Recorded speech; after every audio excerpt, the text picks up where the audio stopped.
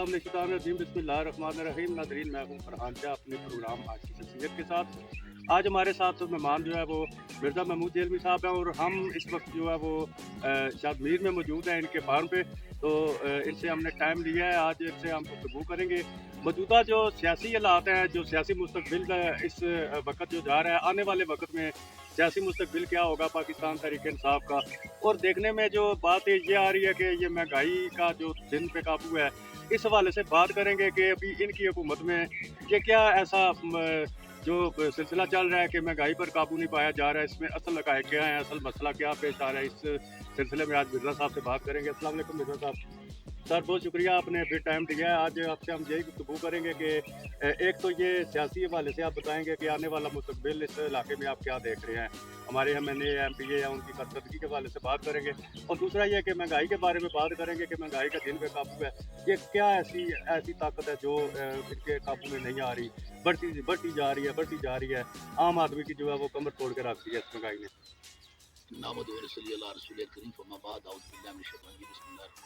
शाह जी, मेरा कोई नुक्ता नज़र जो है ना वो लोगों से मुख्तलिफ होता है। मैं सिर्फ सियासी रहनुमा तो नहीं हूँ, मैं अवाम में रहता हूँ। अब जहाँ आए हुए हैं ये देहात है, यहाँ के हर गरीब मजदूर मेरे पास आता है, लोग मेरे पास काम करते हैं, लोग अपने मैसेज के लिए आते हैं। मैं लोगों में रहता हूँ, मेरी अपने बहुत बड़ा जिला है जिसमें जहाँ एक तरफ जरनैन है, एक दूसरे तरफ सिपाही है। तो गरीब से गरीब आदमी भी मेरा रिश्तेदार है, मेरे से अमीर आदमी मेरा रिश्तेदार है। मुझे तो सबसे जो है ना वो फीडबैक मिलता है। पहली बात तो ये है कि ये जो महंगाई का दिन है ना, ये काबू नहीं ना आया ना आएगा, काबू में नहीं आएगा। इसकी बुनियादी वजह ये है कि एक तो इनकी जो अपनी क़यादत है, जो अवाम के नुमाइंदे इन्होंने चुन के हमारे कम से मैं तो पहला बात करूँगा कि जो इन्होंने हमारे नुमाइंदे भेजे होंगे उनका अवाम के साथ भेजे। हमारे वफाकी वजीर ने जो ही वफाकी वजीर बने और MNA बने फवाद चौधरी, उसके बाद उनका अवाम के साथ रहा। अभी जब इमरान खान जाती 4 दफ़ा आए, उन्हें किसी अवाम के बंदे को उनके करीब नहीं जाने दिया। तो जब अवाम का इनके साथ रब्ता ही कोई नहीं है, इनको अवाम के मसाइल का अदराक ही कोई नहीं है। दूसरा वो समझते हैं कि मेरा इतना कद काट हो गया कि मुझे लोगों की जरूरत नहीं है, मैं जहाँ से भी मुझे पार्टी टिकट देगी मैं वहाँ से इलेक्शन लड़ूंगा, अगर उसके लोग मुझे छोड़ जाएंगे तो क्या। ज़्यादा वो एक यहाँ के मसाइल में दिलचस्पी नहीं देती। इसलिए यहाँ का कोई भी मसला हो, वो महंगाई हो, वो लॉ एंड ऑर्डर सिचुएशन हो, वो पटवारी का मामला हो, तहसीलदार का हो, गिरदावर का हो, वो थंदार का हो, सिपाही का हो, या चोरियों का, डकैतियों का हो, नौकरियों का हो, बेरोजगारी का हो, वो कोई भी मसला हो उसमें यहाँ के लोग उलझे हुए हैं और उनको कोई इंसाफ नहीं मिल रहा। और इंसाफ ना मिलने की वजह ये है कि वफाकी वजीर ने सारे इख्तियारात पूरे कब्जे में किए हुए हैं।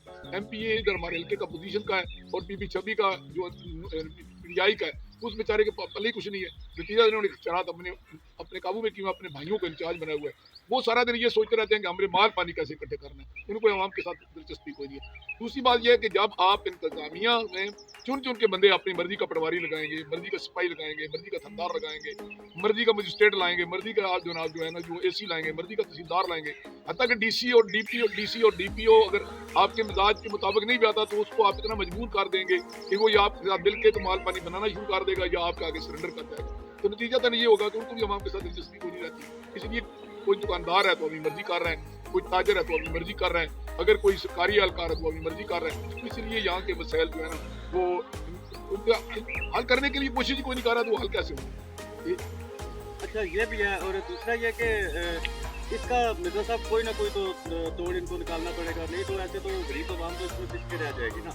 अभी यहाँ पे आपका जो ये नहर प्रोजेक्ट शुरू है, यहाँ पे भी आवाम के काफ़ी ज़्यादा जो आज हमने देखा है कि एतराज़ात हैं, कई बंदे नाराज़ हैं, कई वो ज़मीनों का मसला आ रहा है। इसको कोई किसी किस्म का जो है वो सीरियसली नहीं ले रहा। कितनी बार ये बात उठा चुके हैं, मेरे ख्याल में आपका ये अदालतों में भी गया हुआ है, ये जो आपने इन सब लोगों ने जो है वो अपना केस किया हुआ है। इस हवाले से क्या वजह है, क्यों उनका फैसला नहीं हो रहा, क्यों उनको इंसाफ नहीं दिया जा रहा? इनकी एक तरफ बड़ी खुशकिस्मती थी और दूसरी तरफ बड़ी बदकिस्मती है ये जलालपुर के नहर पर रह। खुशकिस्मती इनकी ये है कि इस नहर के साथ इनका कोई तल्लुक नहीं है। ये मनसूबा था जनरल शफकात और जनरल मुशर्रफ का, और इसको अमली शक्ल दी मियां शहबाज शरीफ की। और इनकी खुशकिस्मती कि ये प्रैक्टिकली काम उस वक्त शुरू हुआ जब इनकी हुकूमत आ गई थी, तो इन्होंने अपना बोर्ड लगा लिया तो इनका क्रेडिट बन गया। अब आम आदमी उसको इतनी डिटेल का पता नहीं होता, ये लोगों को बताते फिरते हैं, कैश करते फिरते हैं कि हमने प्रोजेक्ट किया। हम लोग जो हालात को वाकयात से बातों हैं, देखिए आप यहाँ बैठे हैं, यहाँ से नहर गुजर रही है, यहाँ से सबसे ज़्यादा रकबा तहसील किरदार हो जेल में मेरा नहर। मुझे पता है कि अभी जिमनी इलेक्शन 2016 में जब हुआ उससे पहले मेरी ज़मीन एक्वायर हो चुकी थी, मैं कैसे मान लूँ कि ये नहर इन्होंने दी है। लेकिन जो आम आदमी उसमें इनका ये नंबर मान रहे थे, लेकिन अब इन्होंने इसको भी अपने कमाई का जरिया बनाया कि हमारे साथ लोग रब्ता करें, हम उनको मुआवजा दिलवाएंगे, उसमें खाएंगे। लोग अब दूसरा ये है कि जब कोई काम करते हैं उसे एडवांस मांगते हैं। अब लोगों को कुछ मिलता तो लोग इनको देते हैं, अब लोगों को जो मिले कोई उनको क्या देता है, इनके जो फ्रंट मैन थे वो लोगों के साथ बातें करते रहे कि ये हमारे साथ बुके हैं, हम आपको मुआवजा दिलाते हैं। और इसके अलावा यहाँ इन्होंने एक ऐसा डीसी लगवाया जप्पा जो मतलब अपने आप को तमाम दोस्त कहता था, लेकिन बदकिस्मती से वो सिर्फ जो उसको वफाकी वज़ीर साहब कहते थे वो करता था, उनका वो फ्रंट मैन भी था और उनका वो जनाब तर्जमान भी था। तो इसके लिए आप अंदाजा लगाएंगे कि पूरी तहसील पिंड दादन खान और ये जहाँ बैठते हैं तहसील जेल के 5 लोग, यहाँ सारे लोग वो मुतासर हुए नहर से जो इनके वोटर हैं, और उनको ये फायदा नहर का नहीं हो रहा, उनको नुकसान हो रहा है कि उनकी ज़मीनें, अब लोगों की थोड़ी थोड़ी होल्डिंग थी, ज़मीनें आ गई नहर में, जिसका वो 50 लाख एकड़ पे भी वो देने को तैयार नहीं थे, कि वो कमर्शियल ज़मीनें थी, उनमें सब्जियाँ होती थी, सड़क के किनारे थी, उनका ये 1000 रुपया 1500 मरला मुआवजा दिलवा रहे हैं। अब जब अब बंदे की चीज 1 लाख रुपए की अगर आप 1000 में खरीदेंगे तो वो आप पर खुश होगा, वो नाराज होगा। आज लोग बात नहीं करते क्योंकि हमारे इलाके के लोगों में एक कमजोरी है कि ये लोग जुल्म बर्दाश्त करते हैं। ये हमें कहते हैं आप पागल लोग हैं, क्यों इन सब इक़्तिदार लोगों के खिलाफ बोलते हैं, आपकी अपनी पार्टी इक़्तिदार में है और आप इक़्तिदार के अंदर होते हुए पोजीशन में, तो ये लोग उसका बदला लेंगे कल जब इंतखाबात। हाँ, एक है, 2 तरीके हैं पीडीआई अपने आप को अगर सर्वाइवल की तरफ जाना है तो उनको 2 काम करने होंगे। एक तो इस कैंडिडेट को बदलना होगा। अगर फवाद चौधरी दोबारा यहाँ उम्मीदवार आया तो मैं सियासी कारकुन हूँ, मामला तो अल्लाह के पास है, लेकिन मैं अपनी पॉलिटिकल विजन की बुनियाद पर कहता हूँ कि इसकी जमानत को बदलना चाहिए। और दूसरी वजह यह है कि इनको अपनी पार्टी को बाख्तियार बनाना चाहिए। ऐसे ऐसे कीमती हीरे मैंने जो कि इस पार्टी को आप बनाया, मुझे इल्म है कि कैसे कीमती लोग मैंने इकट्ठे किए थे और वो आज पीटीआई के साथ है वो, लेकिन उनको इन्होंने मुत्तल कर दिया है। उनको ये लोगों को बोल बोल के कहते हैं कि भाई जनाब आपके अंदर से पीटीआई निकलेगी तो हम आपके काम करेंगे, हमें तो अपना धड़ा चाहिए, पीटीआई नहीं चाहिए। तो जो पीटीआई के जेन्युइन लोग हैं, एक सर्वे खान साहब को करना चाहिए कि जिन्होंने 2013 के इंतखाब में खान साहब को वोट दिया इस हल्के में और वो लाखों की तादाद में, उन लोगों को ये एक्टिवेट करें, उनको पावरें दें, उनको इख्तियारात दें, उनको इंतजामिया को कहें कि इनकी बात सुनी जाए। पीपल पार्टी वाला तजर्बा मुझसे पूछिए, हम पीपल पार्टी के कारकुन थे, हम उस जमाने में लोगों को कैसे लोगों काम करते थे, लोग कैसे खुश थे, तो उन कारकुनों को एक्टिवेट कर दें, उनको पावर दे दें, उन अहदेदारों को आगे ले आएं, तो यहाँ पीडीआई में दोबारा जान पड़ सकती है। वगरना अगर ये सूरत आ रही तो ये जो यहाँ की भुट्टो के बाद एक अवामी सियासत यहाँ पीडीआई की शक्ल में आई थी, भुट्टो सियासत को मल्लों से बाहर लाया था, ये बहुत बड़ा उसका क्रेडिट था, आम आदमी को सियासत में लाया था। और इमरान खान का एक बहुत बड़ा जो है क्रेडिट था कि ये जो मम्मी डैडी बर्गर ग्रुप था, जो लोग वोट ही नहीं डालने जाते थे, तो इसलिए इनको पाकिस्तान का भी बनाया, इन्होंने पाकिस्तान में जमहूरियत का भी बनाया, पाकिस्तान के जरिए का भी बनाया, इनको एक्टिव किया, सियासत में लाया। लेकिन अगर ये बदल हो गए तो कौन की बड़ी बदकिस्मती होगी। तो मैं पीटीआई में जान पड़ सकती है, पीटीआई मुर्दा नहीं है यहाँ। पीटीआई को अगर सही खून दिया जाए तो पीटीआई दोबारा ताकत पकड़ सकती है। इसमें एक चीज़ बहुत अहम जो नज़र आती है वो ये है कि इंतजामिया की कारकर्दगी बहुत जो है वो नाकस नज़र आ रही है। ये जो इलाका है जहाँ पे इस वक्त मौजूद है, यहाँ पे लॉ एंड ऑर्डर की सूरत हाल जो है वो बिल्कुल सिफर नज़र आ रही है। हर रोज़ हर दूसरे तीसरे दिन कत्ल हो जाता है, कोई झगड़ा हो जाता है, किसी को जान से मारने की कोशिश की जाती है, कोई इस किस्म के सिलसिले यहाँ पे चल रहे हैं, चोरियाँ भी हैं, केस भी हैं। इसके अलावा दीगर अगर महकमों में देखा जाए तो करप्शन भी जोरों पे है। इसमें इनको इंतजामिया की वाज़ेह नाअहली है, तो इसमें आप क्या देखते हैं कि इनको इसमें कौन से कोई इक़दामात ऐसे करने चाहिए कि इस चीज़ को कंट्रोल करना तो कैसे करना? देखिए जी, इसमें तो सब तो ज़्यादा मैं कसूरवार करार देता हूँ खुद उस्मान बुज़दार साहब को और राजा बशारत साहब को जो पीलीभीत से हैं और हनीफ सरफराज को जो चकवाल से हैं। उन तीनों को इल्म है कि ये लोग यहाँ पीटीआई के हामी नहीं है जिनको हमने इक़्तिदार दिया हुआ है, और ये पीटीआई को यहाँ कमज़ोर कर रहे हैं, अवाम के साथ इनका रब्ता नहीं है। एक तरफ ये क्या है, जो काम नहीं होता ये कह देते हैं जी पंजाब हुकूमत हमारे साथ तामा नहीं करती, हमारे वफाकी वज़ीर साहब कहते हैं जी पंजाब हुकूमत तामा नहीं करती। नतीजा तो ये होता है कि सारी बदनामी जो है वो पंजाब हुकूमत के खाते में पड़ती है। जब पंजाब के खाते में पड़ती है तो वो पीटीआई गवर्नमेंट मायूस से लोग मायूस होते हैं, और जो क्रेडिट हो तो अपना बना लेते हैं। अगर कुछ छोटा मोटी नौकरी है, किसी का कुछ गली नाली है, कुछ सड़क है, वो कहते हैं हम दे रहे हैं, और जो नहीं काम होता तो कहते हैं जी पंजाब को सरकार नहीं मानती। तो कम अज कम बुज़दार साहब को जहाँ इंतजामिया तो ठीक देनी चाहिए। पिछले दिनों जहाँ डीपीओ आए राना उमर फारूक, तो उन्होंने पहली बात तो है कि आते ही तसर मिला के जब बड़े बहादुर आदमी हैं, ऐसे भी वो राजपूत थे, शोहरत भी अच्छी थी, लेकिन उन्होंने आते ही क्या किया कि एक चोर को, एक इश्तारी को, एक बदमाश को इनकी सिफारिश पर छोड़ दिया। तो इनको समझ आ गई कि राना साहब तो कोई चीज़ नहीं है। वो आगे बढ़े, उन्होंने कहा कि नायल नालायक आदमी, बद किरदार और जो करप्ट आदमी है उसको ऐसे हमारे थाने में लगाए। उसने कहा यार ये तो सिपाही के काबिल नहीं है, आप लोगों ने सिफारिश कर करके इसको जो है ना वो आपने सब इंस्पेक्टर बनवाया, तो मैं इसको नहीं लगूंगा। तो उसने गुस्से में आकर इसको डिसमिस कर दिया। अब जब उसको डिसमिस कर दिया तो अंदाजा लगाएं कि इन्होंने इसको इज्जत का मसला बना लिया। सेब इक़्तिदार लोगों ने राना उमर फारूक को ट्रांसफर करा दिया। अब अंदाजा लगाएं कि एक डिसमिस अब इंस्पेक्टर جس کی شہرت اچھی نہیں ہے, جو نالائق ہے, جو کرپٹ ہے, اس پہ ایک ڈی پی او کو قربان کر دیا گیا. اب جو نیا ڈی پی او آیا اس کے بارے میں تصر تھا کہ یہ چونکہ ان کے اسٹاف میں سے آیا ہے اور ان کے اور ایک پختون ہے, بڑا قبیلے کا ہے, تو لوگوں کا خیال تھا کہ پختون ہے, اس میں کوئی جان ہوگی. لیکن اس نے سوچا کہ پہلے کا اثر یہ ہوا ہے, وہ ان کے تھلے لگ گیا ہے. اب وہ اس نے ان کو تھانے کے حوالے کی ہوئی ہیں, ان کی مرضی کے سپاہی, ان کی مرضی کے ولدار, ان کی مرضی کے مرشی, ان کی مرضی کے تھندار.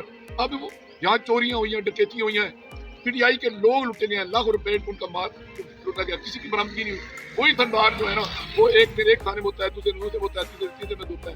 نتیجہ تو یہ ہے کہ کوئی مطلب ہے لوگوں کا اب اعتماد ہی انتظامیہ سن گیا. اور دوسری یہ ہے کہ آپ تھانے میں جائیں, آپ کو عزت بھی نہیں ملے گی اور پیسے دینے کے باوجود آپ کو انصاف نہیں ملے گا. یعنی پہلے یہ ہوتا تھا کہ جو آدمی پیسے دیتا تھا اس کو عزت بھی ملتی تھی, اس کو انصاف بھی ملتا تھا. اب یہ ہے کہ آپ پیسے بھی دیں گے, بیزت بھی ہوں گے اور انصاف بھی آپ کو نہیں ملے گا. یہ تو ہے پولیس کا. اور رہ گیا محکمہ مال کا, یہ بڑا آج تک ڈیولپ پیٹتے ہیں جی. جپا صاحب بڑے کابل ڈی سی تھے. جپا صاحب نے موال برانی پنڈ دادر خان کے پٹواری کو اس لیے ٹرانسفر کر دیا کہ جب وہ روٹی کھانے کے لیے گئے تو پٹواری صاحب نے جو کھانے کا انتظام کیا تھا وہ تھوڑا تھا. جپا صاحب کی بھوک زیادہ تھی, کھانا تھوڑا تھا, تو انہوں نے اس پٹواری کو معطل کر دیا, تبدیل کر دیا. جب ڈی سی ایک پٹواری کو اس لیے معطل کر دے کہ اس نے اسے کھانا کھانا ہے تو وہ کا انصاف کہاں ملے گا. اب آپ دیکھیں نا کہ آپ کمپیوٹر سینٹر پہ جائیں, پیسے کے بغیر کام نہیں ہوتا. پٹواری کے پاس جائیں, پیسے کے بغیر کام نہیں ہوتا. گرداور کے پاس جائیں, پیسے کے بغیر کام نہیں ہوتا. تحصیلدار کے پاس جائیں, پیسے کے بغیر کام نہیں ہوتا. وہ بول کے کہتے ہیں کہ یار پہلے ہم منتھلی دیتے تھے, اب ہم ڈیلی دیتے ہیں. پہلے ہم صرف اپنے افسروں کو دیتے ہیں, اب ہم حکمرانوں کو دیتے ہیں. جب یہ بات ہو تو اس کے بعد آپ دیکھیں نا کہ کیا حالات ہوں گے. تو اس لحاظ سے, اور مہنگائی والا, سارے دکاندار یہ کہتے ہیں کہ ہم نے جناب جو چیکنگ پہ سٹاف ہے نا, ہم نے ان کی مرچی لگائی ہے. نتیجہ تھا ان کو کوئی پوچھنے والا نہیں ہے. 10 روپے کی چیز وہ 30 روپے میں بیچ رہے ہیں, اور ٹینڈر ہے ہی کو نا, سارا ناقص مال مارکیٹ میں فروخت ہو رہا ہے. آپ ادویات کا حساب لگا لیں, خوراک کا حساب لگا لیں, کسی اس طرح اسپتالوں میں تو ڈاکٹر ہی کھوجے ہے, تو دوائی کو نہیں, دوائی اور کوئی کسی کو پوچھتا ہی نہیں, کسی پرواہ ہی نہیں کرتا. سارا دن جو ڈاکٹر ہیں, جو افسر ہیں, وہ حکمرانوں کی خوشامد میں رہتے ہیں کہ بھئی ہم ان کی خوشامد کریں گے تو ہماری نوکری پکی رہے گی, ہمیں لوگوں کو پوچھنے کی ضرورت نہیں. لہٰذا کہوا بگڑا ہوا ہے.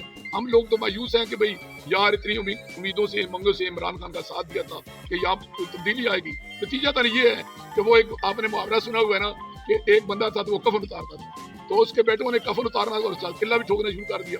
تو پہلے کے لوگوں نے تعریف شروع کر دی کہ وہ بڑا اچھا آدمی تھا, یہ تو بڑے کنجر ہیں, یہ تو مردہ بھی خراب کرتے ہیں. تو اب ان کی وجہ سے اب نواز شریف کو اور نون لیگ کو لوگ یاد کر رہے ہیں. حالانکہ نون کے زمانے میں یہاں کون سی جناب جو تھے نا وہ گھی کے چراغ جا رہے تھے, وہی یہی صورتحال اس وقت بھی تھی. مہنگائی بھی تھی, لا اینڈ آرڈر سچویشن خراب بھی تھی, رشوت بھی تھی, ساری خرابی تھی. لیکن اب لوگ ان کو بھول رہے ہیں. وہ کہتے ہیں اس وقت پیسے دیتے تھے, عزت بھی ملتی تھی اور کام بھی ہوتا تھا. اب پیسے بھی دیتے ہیں, نہ عزت ملتی ہے نہ کام ہوتا ہے. آپ دیکھ لیں نتیجہ کیا ہوگا. یہ بھی ہے, لیکن اس عمران خان کی حکومت میں ایک چیز اور بھی بہت دیکھنے پہ ملی ہے کہ آپ خود ماشاء اللہ سے پرانے سینئر جرنلسٹ بھی ہیں, آپ نے ایک وقت گزارا ہے, آپ نے خود بھی آپ اس سرگرمیوں میں تھوڑا بہت آپ کام کر رہے ہیں, آپ نے اپنا اخبار نکال رہے ہیں. یہ ہر وقت اس دور میں زیادہ تر جو صحافیوں کو انتقامی کارروائیوں کا نشانہ بنایا جا رہا ہے, انتظامیہ کی طرف سے بھی, سیاسیوں کی طرف سے بھی. عام آدمی تو عام آدمی رہ گیا نا, کہیں جھگڑا ہو جاتا ہے, کسی کا کوئی مسئلہ ہو جاتا ہے, کسی کو انتقامی کارروائی کا نشانہ بنایا جاتا ہے, کسی کو تنخواہ دے دی جاتی ہے. جہاں پہ یہ صورتحال ہے کہ آج جو جرنلسٹ ہیں, جو صحافی ہیں, کام کرنے والے فرنٹ پہ رہ کر جو حکومتوں کو بنانے میں اہم کردار ادا کرتے ہیں, حکومتوں کو گرانے میں بھی اہم کردار ادا کرتے ہیں, آج ان کا مستقبل بھی خطرے میں نظر آ رہا ہے. ابھی ہمارے ایک چینل کے ڈائریکٹر ہیں, ان کے اوپر جو رو عامر صاحب ہیں, 7 نیوز کے ڈائریکٹر ہیں, ان کے اوپر جو قاتلانہ حملہ کیا گیا ہے پولیس کی طرف سے, تو اس کے بارے میں بھی کافی احتجاج وغیرہ ہو رہے ہیں.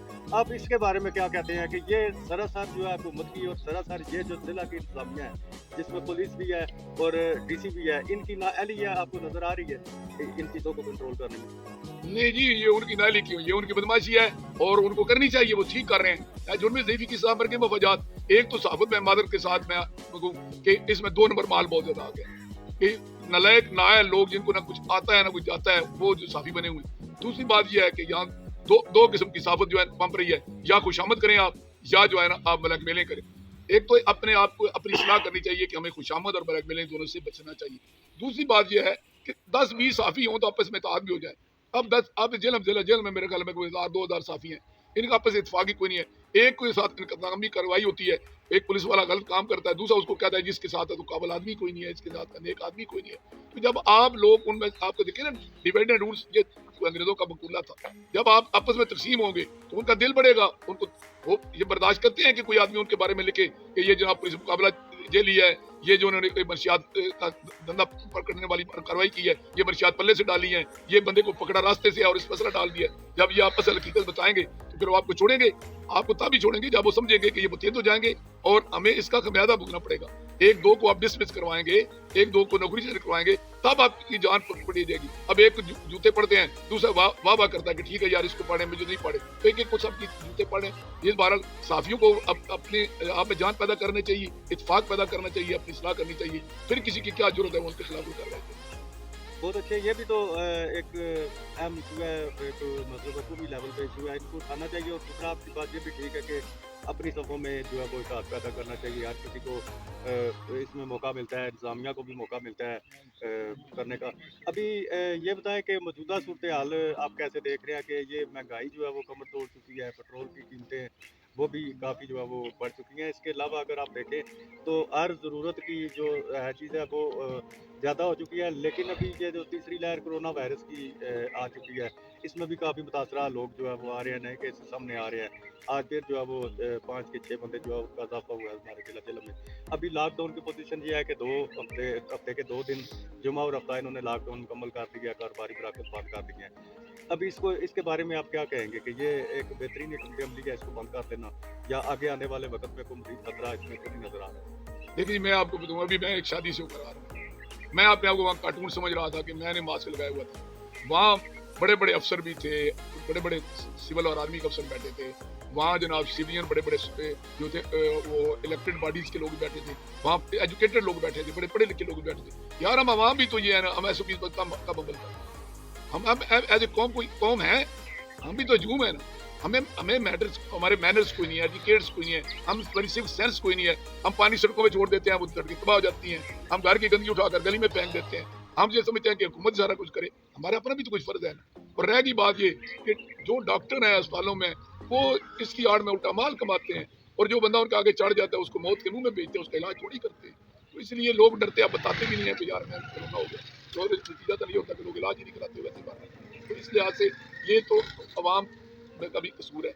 और रह गया हुकूमत का मामला, हुकूमत को तो समझ ही नहीं आ रही हमने करना क्या है, उनको पता ही नहीं था कि हालात कितने बिगड़े हुए हैं। आप देखिए ना, जिस कौम की हालत ये हो कि वो उसने जो लाहौर में ट्रेन और मोटर अपना बसें चलाई हैं, मेट्रो बसें चलाई हैं, उनका सालाना सूद 36 अरब रुपया हमने देना है पंजाब गवर्नमेंट ने, और 2036 तक देना है। ये कैसे हमसे ये कर्जा खत्म होगा? और जो कर्जा खत्म नहीं होगा तो महंगाई नहीं होगी तो क्या होगा? अब वो हीरो भी बन रहे हैं, हमारे दौर में ये था जी, हम बड़े थे जी, वो उल्टा इनको समझ नहीं है। इनके वजीर अपनी शख्सियत बनाने पर लगे हुए हैं, उनका जवाब ही नहीं देते, वो उल्टा ऐसी जवाब देंगे जिससे वो सारा दिन, तो हमारे वफाकी वजीर साहब तो सारा दिन मजहब के खिलाफ चले होते हैं, दीनदार लोगों के खिलाफ चले होते हैं, मजाक दीन का मजाक उड़ा रहे होते हैं, उलमा का मजाक उड़ा रहे होते हैं, इस्लामी शहर का मजाक उड़ा रहे होते हैं। उनको सियासी जवाब तो देंगे लेकिन हक़ाइक़ नहीं बताएंगे, लोगों को हक़ाइक़ बताएं ना कि मुल्क तो वो तबाह कर गए हैं, हम कहाँ से सवारे। एक गाड़ी है, उसका इंजन भी तबाह है, उसके टायर भी नहीं है, उसको ड्राइवर को हाले कर दें, ड्राइवर कैसे चलाएगा उस गाड़ी? तो इसलिए तबाह हाल मैशत इनको मिली है। ये अपना केस भी नहीं पेश कर सकते ना आवाम के सामने, और जो हमारे जैसे जो केस पेश करने वाले हैं उनको उल्टा दबाते हैं। पार्टी के जो असल सरमाया उनको तो ये दबा रहे हैं। अवाम पार्टी के कारकुनों के दरमियान और हुकूमत के दरमियान जमीन आसमान का फासला हो गया है। अब जो हम कारकुन थे, हमारे और अवाम के दरमियान फासला ये कि जब हम अवाम के पास जाते हैं, हम हमारे सर में जूते मारते हैं कि आपने बड़ी बातें करते थे, हमारा क्या हो रहा है? नतीजा था हम अवाम से कट गए हैं, वो हमसे कट गए हैं, राब्ते का फकदान है। इसलिए इमरान खान को कोई इसमें इनकलाबी इक़दाम उठाने होंगे तभी सूरत हाल दुरुस्त हो सकती है। हमारी तो आज भी इमरान खान से उम्मीद है, हम मायूस नहीं है, लेकिन कुछ करें ना जी, इन लुटेरों से तो जान छुड़ाए ना। ये 2 नंबर माल उधर से लेकर आए हैं, ये इलेक्टेबल के नाम पर, इनको छुट्टी करें, अपनी असल पार्टी को आके लेकर आए। इस इक़्तिदार का क्या फायदा जब सिर्फ गालियां मिल रही हैं। जी बहुत शुक्रिया मिर्ज़ा साहब आपका। आप सुन रहे थे मिर्ज़ा महमूद मिर्ज़ा जल्मी साहब की बातें, हमारे सीनियर सियासतदानों में इनका शुमार होता है, ज़िला जो उनका तल्लुक है। नेक्स्ट अपने प्रोग्राम में फिर हाजिर होंगे एक नई शख्सियत के साथ, इसके साथ इस बात को दीजिए इजाज़त।